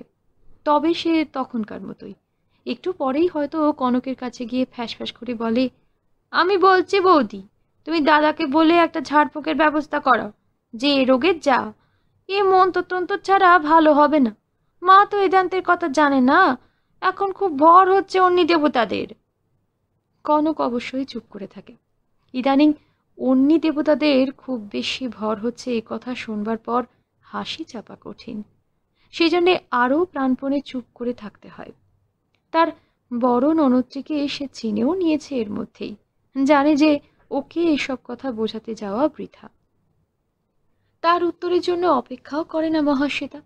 হয়তো তখনই আবার তরুর সামনে গিয়ে বলে, কি লো, কি খেতে টেতে ইচ্ছে হয় কুলে বল, যা মন চায় বল, আমি পাঠিয়ে দেব। এখানে তো ভালো মন্দ কিছু হবার জো নেই। ভাত হাড়ির ভাত খাও, তাতে মা গড় রাজি নয়, তার ওপর কিছু চেয়েও না বাবু। তা আমাকে বলি, যখন যা ইচ্ছে হবে। পেটে পোয়ে খাবার স্বাদ চেপে রাখতে নি, ছেলের মুখ দিয়ে নাল পড়ে। কচুরি খাবি দুখানা, হিঙের কচুরি? বল তোর দাদাবাবুকে বলে দি, বড় বাজার থেকে এনে দেবে। আমার মুখ পোড়া মেয়ে হাও করে না, হুঁও করে না, বাকি হরে গেছে যেন। তারপরেই আবার হয়তো কিছুক্ষণ পূর্বের ধমকে সম্পূর্ণ ভুলে গিয়ে মার কাছে গিয়েই উপদেশ দেয়, তুমি ওকে দিয়ে খুব কাজকর্ম করাও, অমন করে বসিয়ে রেখোনি, পোয়াতি মেয়ে শেষে যে ঘুম পাগল হয়ে যাবে, খাটলে খুটলে অত ভাববার সময় পাবে না, মনটাও ভালো থাকবে তখন। এই যে সৎ পরামর্শ, তা শ্যামাও জানেন। কথাটা তার মাথাতেও গিয়েছিল বহু পূর্বেই, কিন্তু কাজটা করাবেন কাকে দিয়ে? 100 বার কি টেনে টেনে নিয়ে জোর করে কাজ করানো যায়? কী বা কাজ তার সংসারে? তার যা নিজস্ব কাজ, পাতা কুড়োনো, পাতা চাঁচা, তাও পারবে না। বাগানের তদারক ও কখনো করেনি, কিছু জানে না। এক যেটা পারে কনকের কাজ কিছু কিছু ভাগ করে নিতে, তাও এখন ঐন্দ্রিলা রয়েছে। সে যেন আরও তরু এসেছে বলেই বেশি করে করে কাজ করছে। রান্না, বাসন মাজা, ঘর দোরে পাট কনকের কাছ থেকে টেনে নিয়ে করছে। সবচেয়ে বড় কথা, অনিচ্ছায় কোনো কাজই করানো যায় না। জোর করে বসিয়ে দিয়েও দেখেছেন। টেনে নিয়ে গিয়ে উনুনের ধারে বসিয়ে পাতার জাল দেওয়াতে শুরু করে চলে এসেছেন। খানিক পরে গিয়ে দেখেছেন সে তেমনই চুপ করে বসে আছে। উনুন নিভে ধূস। ভাতও খানিকটা কাঁচা, খানিকটা সেদ্ধ, ঢিক চেলে হয়ে আছে। দুপুরে বাসন দিয়ে ঘাটে বসিয়ে রেখে এসেছেন। বেশ খানিকটা গড়িয়ে উঠে গিয়ে দেখেছেন যে সে তেমনই বসে আছে, বাসন একখানাও মাজা হয়নি। আবার কনক অনুযোগ করে, অমন করে ঘাটেটাতে একা বসিয়ে রেখে আসবেন না মা, পিঠের ব্যারাম হয়েছে, যদি হঠাৎ জলের মধ্যে অজ্ঞান হয়ে পড়ে যায় আমরা তো জানতেও পারবো না। কথাটা ঠিকই, শ্যামাও তা বোঝেন, সুতরাং সে চেষ্টা ছেড়ে দেন। অর্থাৎ কিছুই করা যায় না। সমস্যা শুধু দিন দিন উগ্রতর হয়ে ওঠে। আরও বেশি সমস্যা হয়েছে ঐন্দ্রিলাকে নিয়ে। তার বাক্যবাণ অহরহ বর্ষিত হয়ে চলেছে তরুকে উপলক্ষ করে, অথচ এমন কিছু ঝগড়াঝাটিও করে না যে বাড়াবাড়ি হয়ে চলে যাবে আবার। এবার যেন সে একটু বেশি সতর্ক হয়েছে, যাকে অন্তর টিপুনি বলে। শুধু সেইটুকু দিয়েই সরে যায় অন্যত্র, ঝগড়া পেকে উঠবার অবকাশ দেয় না। হয়তো তরুর কাছে গিয়েই হাত পা নেড়ে চাপা গলায় মুখের বিকৃত ভঙ্গি করে বলে, রাখালি লো রাখালি, কত খেলাই দেখালি, মাইরি আদর নিতে তুই জানিস বটে, তোকে সবাই ভালো মানুষ বলতো, আমি জানি চিরকাল মিচকে পড়া শয়তান তুমি। কেমন কল্লা করলে, কোনো কাজকর্ম কিচ্ছু করতে হচ্ছে না, অথচ সকলে হা হুতাশ করছে, কি হলো কি হলো, মেয়েটার কি হলো? আবার হয়তো জানলার বাইরে উঠোন থেকে কিছুক্ষণ ওর দিকে বিচিত্র দৃষ্টিতে চেয়ে থেকে বলে, নমস্কার নমস্কার, তোমারে খুঁড়ে খুঁড়ে নমস্কার। 1 বছর ধরে নিত্যি তোমার পাদক জল খেলে তবে যদি তোমার বুদ্ধির ধর দিয়ে যেতে পারি। এক এক সময় অন্তরের বিষও চাপতে পারে না, হিংস্র গলায় তর্জন করে ওঠে, হবে না, এত দেমাগ ভালো নয়, বড্ড অহংকার হয়েছিল তোর, ভেবেছিলি বর একেবারে হাতের মুঠো এসে গেছে, তুই রাগ দেখি এখানে চলে এলে এই চোখে সর্ষে ফুল থেকে ছুটে এসে হত্যে দিয়ে পড়বে। ওরে হাজার হোক ওরা পুরুষ জাত, ওদের চারদোর খোলা। আমার বর সত্যি সত্যি আমার হাত ধরা ছিল, আমার কথায় উঠতো বসতো, তো কখনো এইরকম ঘাঁটাতে যাইনি আমি। তুই ভাবিস তোর খুব বুদ্ধি, ওই বুদ্ধি তোর কাল হলো, ইত্যাদি। এছাড়া ওকে উপলক্ষ করে এবং শুনিয়ে মাকে বৌদিকে বলা তো আছেই। মাঝে মাঝে উদ্বেগে কনকের চোখে জল এসে যায়। কি হবে মা, মেজ ঠাকুর যে দেখছি মেয়েটার একটা ভালো মন্দ কিছু না ঘটিয়ে ছাড়বে না, নিত্যি শুনতে শুনতে শেষে যদি মনে ঘেন্না একটা কিছু করে বসে। সবই তো বুঝি মা, কি করব সেইটাই যে শুধু বুঝতে পারি না। দুই যে আমার পেটের কাঁটা, কোনোটাই যে ফেলবার নয়। কাকে কি বলি বলো, ওকে তো দুবেলা টাইস করছি, দেখছই তো, কিন্তু ও কি কথা শুনবার পাতর? ওকে তো চেনো, এরপর কিছু করতে গেলে গলা ধাক্কা দিয়ে বার করে দিতে হয়। মা হয়ে সেটাই বা করি কি করে বলো? এক এক সময় থাকতে না পেরে চরম সাহসে ভর করে হিমের কাছে গিয়েই বলে, কনক কি করলে বলো তো মেয়েটা, সত্যি সত্যি পাগল হয়ে গেলে কি করবে? হিম গোড়ার দিকে অত গ্রাহ্য করেনি। শ্যামা কি কনক উদ্বিগ্ন হয়ে কিছু বলতে গেলে উড়িয়ে দিয়েছে। বলেছে, প্রথম প্রথম শখটা পেলে অমন হয়, 2-4 দিন যেতে দাও না, একটু সামলে নিক, আবার সব ঠিক হয়ে যাবে। কেউ দুঃখে হাউ হাউ করে কাঁদে, কেউ গুম হয়ে থাকে, দেখো না, সব দুঃখই জুড়িয়ে যায়, ওরও যাবে। হেম বাড়িতে থাকেই কম, রবিবারেও পুরো দিনটা বাড়ি থাকে না। খাওয়া দাওয়ার পরেই 12টা নাগাদ বেরিয়ে যায়। শনিবার সকাল করে ফিরে কাপড় জামায় সাবান দিয়ে হয় বিকেলেই আবার বেরিয়ে পড়ে, নয়তো বাগানে মন দেয়। তরুর অবস্থাটা তত চোখে পড়ে না ওর, কাজেই প্রথম প্রথম অতটা উদ্বেগের কারণও বুঝতে পারেনি, কিন্তু ক্রমশ সেও চিন্তিত হয়ে উঠল। অথচ এখন যে কি করা উচিত তাও ভেবে পায় না সে। কনকের অনুযোগে একসময় চটে ওঠে। তা কি করতে হবে কি? এখন আবার পায়ে ধরে সতীনের ওপর গিয়ে দিয়ে আসতে হবে? সে আমি অন্তত পারবো না। দিতে হয় তোমরা দাওগে, আর দিলেই বা সে সতীন ঢুকতে দেবে কেন?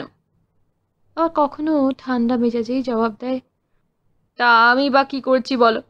তখন ওই অবস্থায় মেয়েটাকে খুন হতে পাঠানোই কি ঠিক হতো? দেখলে তো কি মেজাজ। ওরকম কথা শুনলে মরা মানুষের রক্ত গরম হয়ে ওঠে, তা আমি তো জ্যান্ত মানুষ। এ ওর বরাত, বরাত ছাড়া কিছু নয়। এই কথার পর চুপ করে থাকা ছাড়া উপায় নেই। কনক বা শ্যামা কারোরই কোনো উত্তর জোগাত না। হঠাৎ একদিন কথাটা উঠল। সেটা শনিবার না হলেও কি কারণে সকাল করে ছুটি হয়েছিল। সিমলে বড় মাসিমার কাছে হয়ে ৮টা নাগাদ বাড়ি ফিরেছে হেম। শ্যামা যথারীতি বসে তেঁতুল কাটছেন, সীতা বই খুলে বসে ঢুলছে এবং মধ্যে মধ্যে শ্যামা বা কনকের কাছে দু একটা কথা জিজ্ঞাসা করছে। ঐন্দ্রিলার জ্বর, সে শুয়ে পড়েছে। কনক বাইরের অন্ধকার বাগানটার দিকে চেয়ে বসে আছে স্থির হয়ে। অন্ধকারে জোনাকিগুলো জ্বলছে আর নিভছে, অসংখ্য জোনাকি। এক এক সময় ভয় হয় ওদের দিকে তাকিয়ে থাকলে। কত, বোধহয় হাজার হাজার হবে। এরা দিনের বেলা থাকে কোথায়? কই, তখন তো মোটে দেখা যায় না। সন্ধেটা এমনই এলোমেলো চিন্তাতেই কাটাতে হয়। কনকের লেখাপড়া খুব বেশি জানা নেই, তবু হয়তো চেষ্টা করলে একটু আধটু পড়তে পারত, কিন্তু বইয়ের পাঠই নেই বাড়িতে। শ্যামা নাকি সেকালের মতে লেখাপড়া ভালোই জানতেন। এখনও তার হাতের লেখা মুক্তোর মতো। অনভ্যাসে সব ভুলে গেছেন। সীতারই প্রশ্নের জবাব দিতে গিয়ে ধাঁধায় পড়েন। দ্বিতীয় ভাগের বানান বলতে পারেন না সব শব্দের। ছোট দেওর এখানে এলে তার পড়ার বইগুলো নিয়ে মধ্যে মধ্যে পাতা উল্টায় কনক, তাও শ্যামার সামনে নয়। মেয়েদের আয়না মুখে করে বসা তার ভালো লাগে না। ওতে সংসার বয়ে যায়, সাত হাল হয় মানুষের। মেয়েরা সংসারে কাজ নিয়ে না থাকলে লক্ষ্মীশ্রী থাকে না। সুতরাং আরও অন্তত 2 ঘন্টা কি করে কাটবে এই ভেবে যখন অস্থির হচ্ছে মনে মনে, তখন হঠাৎ সদরে পরিচিত জুতোর আওয়াজ উঠতে যেন বেঁচে গেল সে। প্রথমটা একটু চিন্তাও হয়েছিল, আবার কোনো দুঃসংবাদ নয় তো।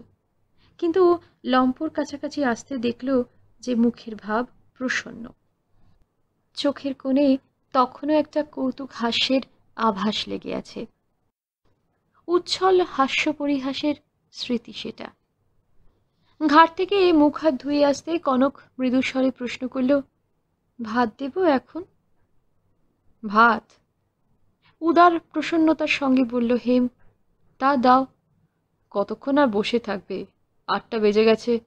আজ বড় মাসিমার ওখানে গেছলুম মা। শ্যামা মনে মনে বললেন, তা জানি, সে তোমার চেহারা দেখেই বুঝতে পারছি। হঠাৎ সকাল করে ছুটি হয়ে গেল আজ। কে এক সাহেব মরেছে, তাই চলে গেলুম। বৌদির আবার ছেলে হবে। তাই নাকি? এবার শ্যামা আর চুপ করে থাকতে পারেন না। যাক, এবার একটা ছেলে হলে দিদির একটু শান্তি হয়। তিনি একটু থেমে বলেন, ছোট মাসি আজ এসে পড়েছিল। 2 বাড়িতে বুঝি মেয়েরা পড়েনি, তাই একটু সময় পেয়ে এসেছিল। মেসোমশাইয়ের শরীর খুব খারাপ, হাঁপানির টানে সারা রাত ঘুমোতে পারেন না। মাসিকেও বসে তেল মালিশ করতে হয় বুকে অর্ধেক দিন। তা হারে, খোকা কেমন আছে? ভালো আছে, বলছিল যে দেখে যাবি, কিন্তু তখন গেলে বড্ড রাত হতো। উমা কি আর ওকে একটু দেখছে শুনছে? কে জানে, পয়সা নিয়ে পরের বাড়ি পড়িয়ে পড়িয়ে ঘরে এসে আর কি ওর গাদার খাটুনি খাটতে ইচ্ছে করে? তাহারে শরৎ জামাই তো কিছু কিছু পান ছাপাখানা থেকে। উমা তো এবার একটু বিশ্রাম নিলে পারে। স্বামী পরিত্যক্তা উমা একদা অবলম্বন হিসেবে এই মেয়ে পড়ানোর কাজ নিয়েছিল, নিজের স্বল্প বিদ্যা সম্বল করেই। 2 টাকা 1 টাকা মাইনের টিউশনই বেশি, তাই দুপুর থেকে রাত 9টা পর্যন্ত বাড়ি বাড়ি পড়িয়ে বেড়াতে হয়, নইলে ঘর ভাড়া খাওয়া পড়া একটা লোকের খরচ ওঠে না। শ্যামার মনে হয় ঘরে থাকলে তার কোলে ছেলেটাকে একটু দেখতে পারত। একটা ছেলে পড়ে আছে মহার মামাতো ননদের বাড়ি। জায়গাটা ভালো নয়, তবু আদর যত্নেই আছে। যখন আসে তার বেশভূষার মহার্ঘতাতেই সে প্রমাণ পাওয়া যায়। লেখাপড়াতেও ভালো সে, তার জন্যে চিন্তা নেই। চিন্তা এই ছেলেটার জন্যেই। ভাবতে ভাবতে এক নিমেষে বহুদূর চলে গিয়েছিলেন শ্যামা। হঠাৎ কানে গেল হেম বলছে, সে তো মেসোমশাই নিজে কতবার বলেন, তা কে শোনে বলো? মাসি বলে যে না, যতদিন পারবো নিজের রোজগারে খাবো। যে স্বামী কখনো ফিরে চাইলে না, তার পয়সায় বসে খাবো কিসের জন্যে? আর খোকার পড়ার কথা বলছিলে, খোকা এখন 6 ক্লাসে পড়ছে, ইংরেজি বই সব তার, সে কি মাসি পড়াতে পারে? কেন, উমা তো ইংরেজি শিখেছিল গোবিন্দর কাছে। হ্যাঁ, সে কি শিখেছিল ফার্স্ট বুক পর্যন্ত। নেহাত আজকালকার দিনে কোনো মেয়ে শুধু বাংলা শিখতে চায় না, কাজ চলা গোছের একটু শেখাতে হয় তাই। ইতিমধ্যে কনক ঠাঁই করে ভাত বেড়ে দিয়েছে। হেম গিয়ে খেতে বসে, শ্যামাও কাছে এসে বসেন। লম্প এখানে, সুতরাং তার কাজ বন্ধ। তাছাড়া জেগে থাকলে ছেলে খাওয়ার সময় এসে বসেন প্রত্যহই। ভাতটার বেড়ে দিতে পারেন না। 100 বার ওঠা বসা করতে কোমর ব্যথা করে তার। 2-1 গ্রাস খাবার পর হেম বলল, বড় বৌদি কি বলছিল জানো মা খুকির কথায়? গলাটা অকারণে একটু বড় করে হেম। খাওয়ার ব্যবস্থাটা রান্নাঘরের দাওয়ায়। ভাত বেড়ে দিয়ে কনক ঘরের মধ্যে চৌকাঠের অপর পারে দাঁড়িয়ে থাকে। শাশুড়ি যখন সামনে বসে থাকেন তখন এখানে থাকার প্রয়োজন নেই, শোভনও নয় সেটা। যা দরকার শ্যামাই বলতে পারবেন, ও শুধু এসে দিয়ে যাবে। সেই অন্তরালবর্তিনীও যাতে শুনতে পায়, সেই উদ্দেশ্যেই গলাটা চড়ানো।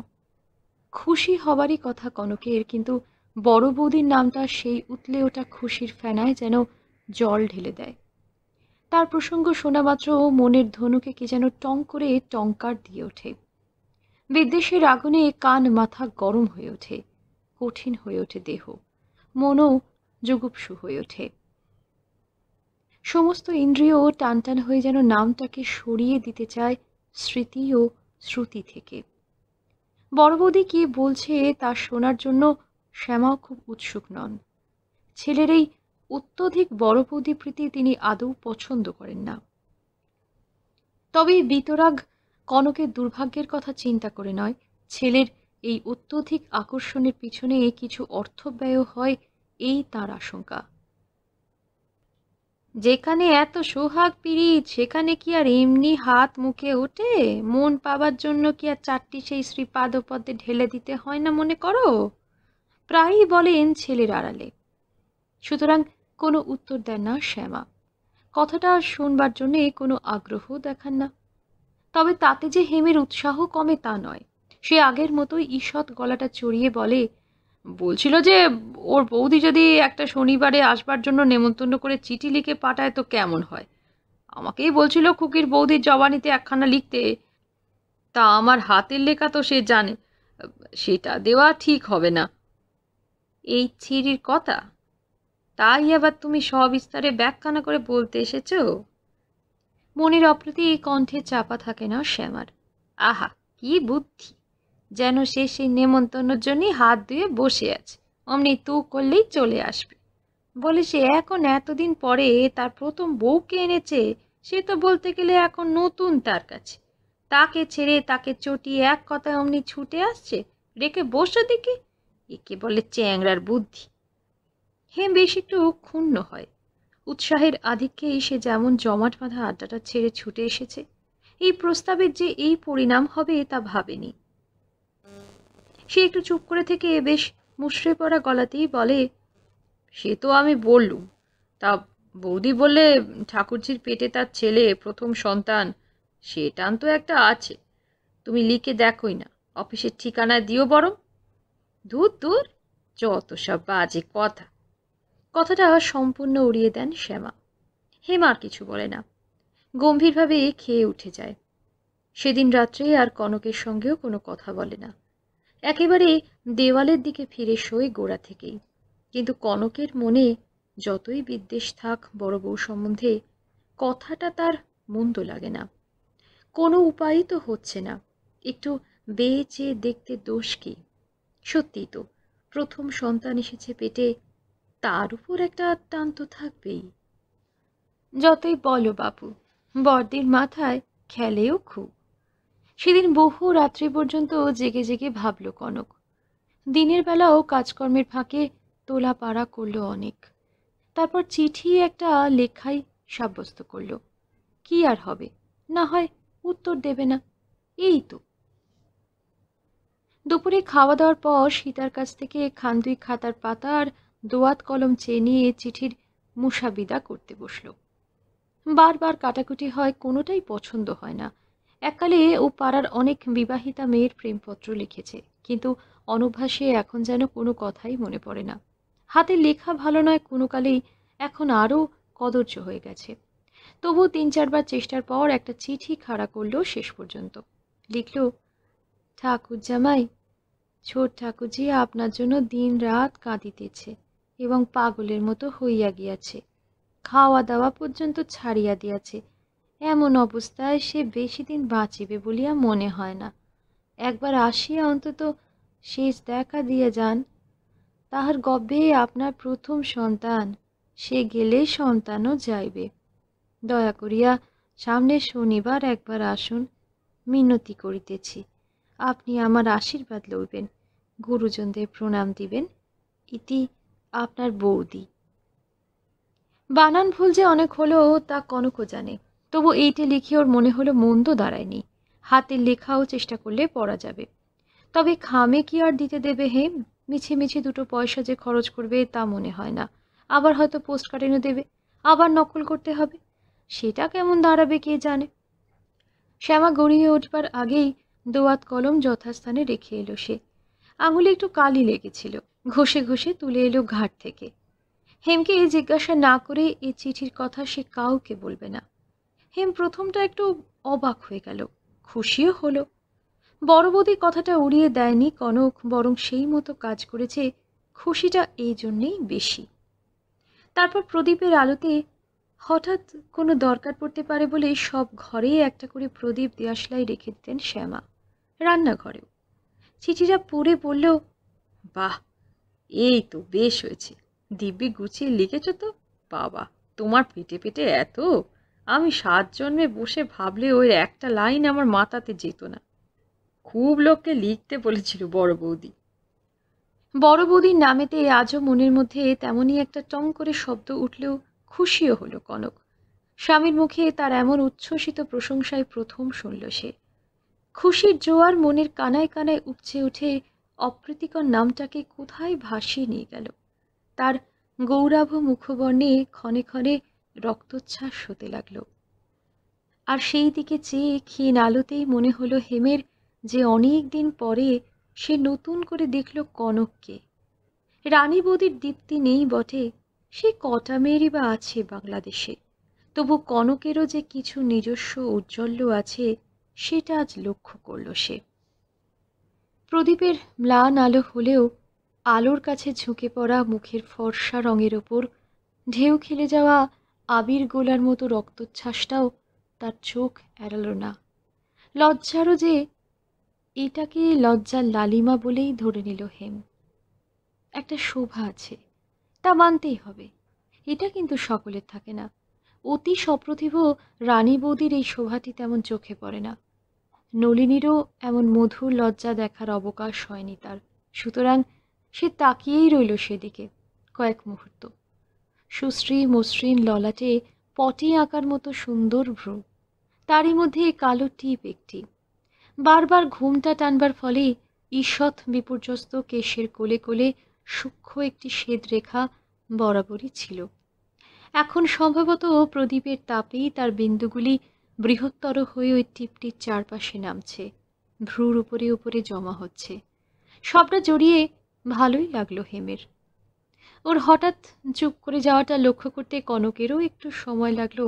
সেও তন্ময় হয়ে উপভোগ করছিল এই অভূতপূর্ব অভিজ্ঞতাটা। যখন খেয়াল হলো তখন বিস্মিত হয়ে চোখ তুলে তাকাতেই চোখে পড়ল স্বামীর সেই ঈষৎ মুগ্ধ দৃষ্টি। ফলে সে আরও সুখী, আরও লজ্জিত, আরও বিব্রত হয়ে পড়ল। এই প্রথম, তবু এ দৃষ্টি বুঝতে বোধ করি কোনো মেয়েরই ভুল হয় না। আবারও প্রবল খুশির জোয়ার বিচিত্র বর্ণাভার সৃষ্টি করল তার মুখে। তবু কনক সেটা উপভোগ করার জন্য অপেক্ষা করল না। সে যেন বড় বেশি দৈন্য প্রকাশ করা হয়। ছি, সে বরং এই মোহটা ভাঙবার জন্যই জোর করে বাস্তবে নেমে এলো।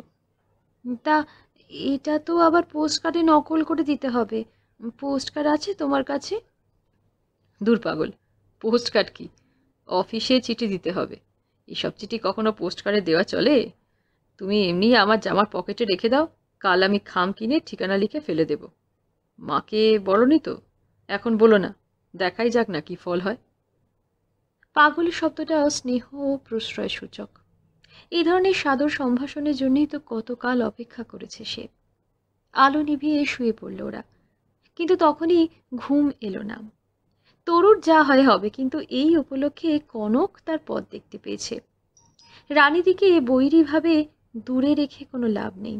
এই প্রসঙ্গ ধরেই এই পথ দিয়ে স্বামীর অন্তরঙ্গ হতে হবে। অন্তরঙ্গতা না জন্মালে কোনো দিনই সে তার মনোরাজ্যে প্রবেশ করতে পারবে না। বরং এই পথটাই সোজা। এতদিন বোকার মতো এড়িয়ে যেত সে। বড়ই বোকামি করেছে। আর না। সে হেমের পা টিপতে টিপতে যেন কতকটা আপন মনেই বলল, রানী বৌদি খুব বুদ্ধি না? একেবারে উদ্দীপ্ত হয়ে উঠল হেম। বুদ্ধি বলে বুদ্ধি? আমি কোনো ব্যাটা ছেলের অমন বুদ্ধি দেখিনি।